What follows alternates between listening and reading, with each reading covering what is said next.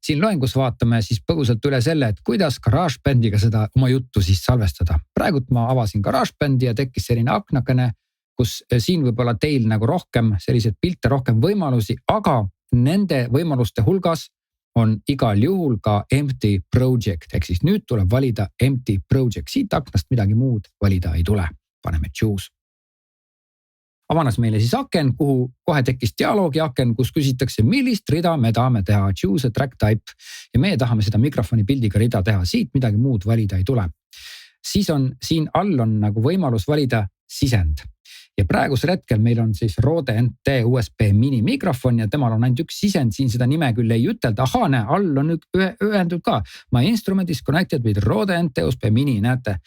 Ja siin on nüüd input 1, järelikult me tahame valida ainult input 1. Nüüd, juhul kui sinul on mõni teine USB mikrofon, millel on näiteks mitu võimalust valida sisendit, näiteks Blue Yetil minu meelest saab valida ka stereo sisendit, siis siia tuleb valida kindlasti siuke sisend, kus on üks rõngas. Kui siin on 2 rõngast, siis see tähendab seda, et tegemist on stereo heliga ja seda me jutu puhul ei taha. Nii et input 1 ja 1 rõngas, monoheli, nii ja create.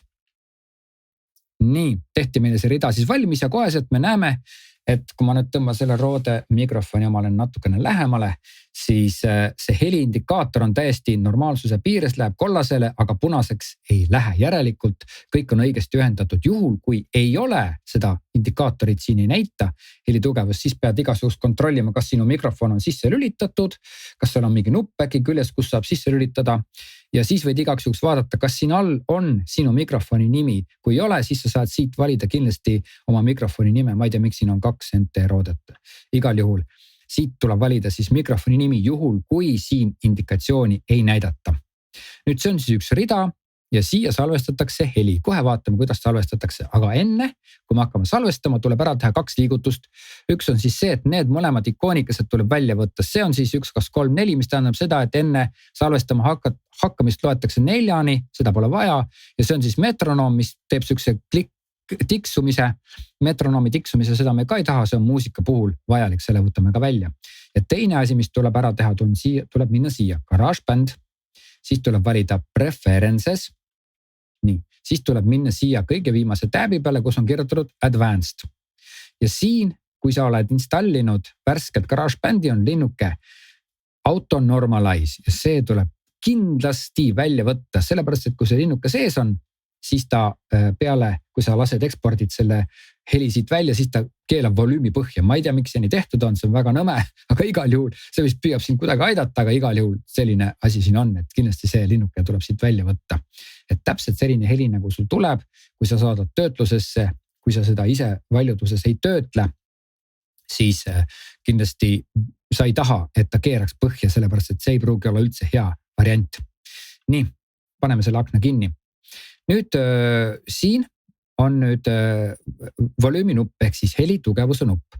Kui sinu heli on näiteks liiga kõva, näiteks niimoodi, siis sa saad siit keerata seda heli vaiksemaks. Aga muidu võiks ta olla enam-vähem 0 peal, ma panen ta siit 0 peale tagasi. Siis see siin on see, et kui sa ei taha seda kuulata, seda rida, ma arvan, et siin ühe rea puhul ei ole see tähtis. See on siis, kui sul mitu rida on, et sa tahad nagu ainult seda rida kuulata ja mida see teeb, seda ma praegusel hetkel ei teagi.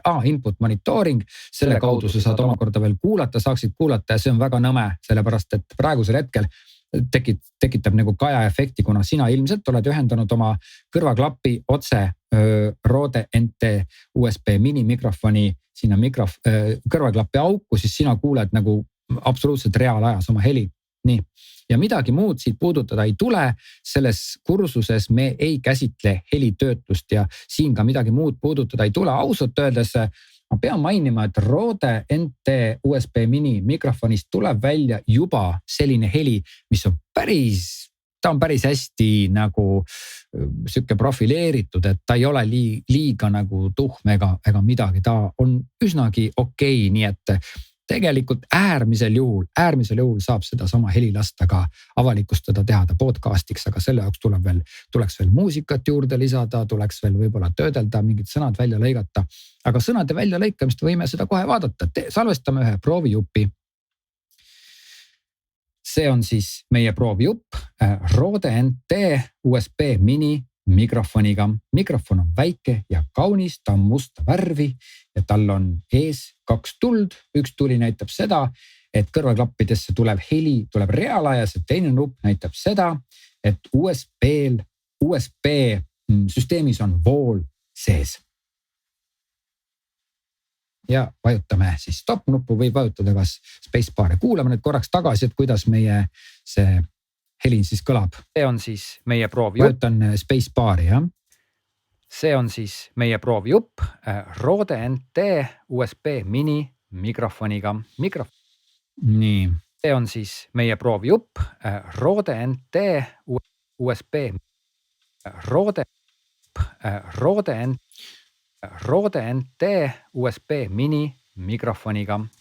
Rode NT. Ütleme, et me tahame seda välja lõigata. Jah. Teeme siit natukene suuremaks, selle me saame täpsemalt siin nurgas, siit tuleb kerida, jah. Ja me tahame seda panna siia. Mikrofoniga. Nii, me tahame selle mikrofoni nimetuse välja lõigata ja uuesti lugeda. Proovime selle ühe korra ära. Nüüd ma panin selle helipea sinna, kus ma tahan väikese lõike teha, esimese lõike. Nüüd ma võtan edit ja split region at playhead. Nii, ja seal oli ka klahvi kombinatsioon ONT ja vaatame, kus see mikrofoni nime ütlemine algas. Proovjupp, Rode N. Ja siia teeme teise lõik, vajutan ONT, õun ja kõvad T ja kustutan ära, vajutan delete nuppu. Ja siia salvestan asemele siis uuesti selle mikrofoni nimetuse. Rode NT USB mini mikrofoniga. Nii, vajutasin spacebar'i ja salvestamine katkestati. Kuulame, kuidas tuli. Proovjupp, Rode NT USB mini mikrofoniga. Mikrofon on väike ja nii siin mikrofoniga. Siin kostub mingi tõks. Nii, võtame selle. Mikrofoniga. Kui siia lõppu minna, siis hiires tekib selline nagu teistmoodi ikoon, hiire kursor muutub ja nüüd me saame seda heli lõppu nagu natukene nihutada. Nii. Üldiselt on jah nii, et kui kontrollklahvi Macil all hoida, siis saab seda ka ilma selle nii-öelda snappimiseta liigutada, siis täpsemalt liigutada. Nii. Ja nüüd me tahame, et see oleks lähemal ja siit tõmbame ka natukene koomamale seda asja. Ja selle, näete, need helitükid on täiesti vabalt liigutatavad, selle liigutame siia lähemal, natuke liiga palju läks. Nii, hoian kontrollklahvi all, nii.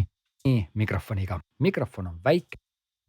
Proovjupp, Rode NT USB. Nüüd võtame mõlemad, aktiveerin ühe, hoian shift klahvi all, aktiveerin ka teise ja nüüd nihutame mõlemad natukene lähemale siia. Nii.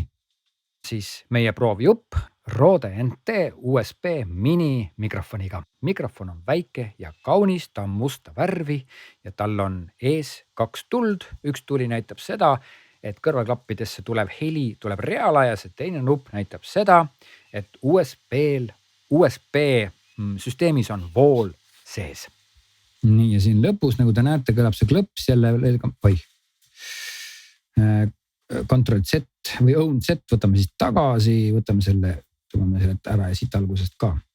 Nii, ja nüüd me soovime seda siis avalikustada. Oletame, et see on meil terve pikk loeng või siis podcasti jupp ja me soovime seda avalikustada. Nüüd me läheme siia ülesse hiirega ja tõmbame siit sellel, mis muidu on selline helehall, vajutame siia pihta ja tõmbame ta siis otsast nii pikaks, kui me tahame. Näete, me päris lõpuni ei taagi, me tahame niimoodi parasjagu. Ja siit alguses samamoodi, nii, umbes niimoodi on õige.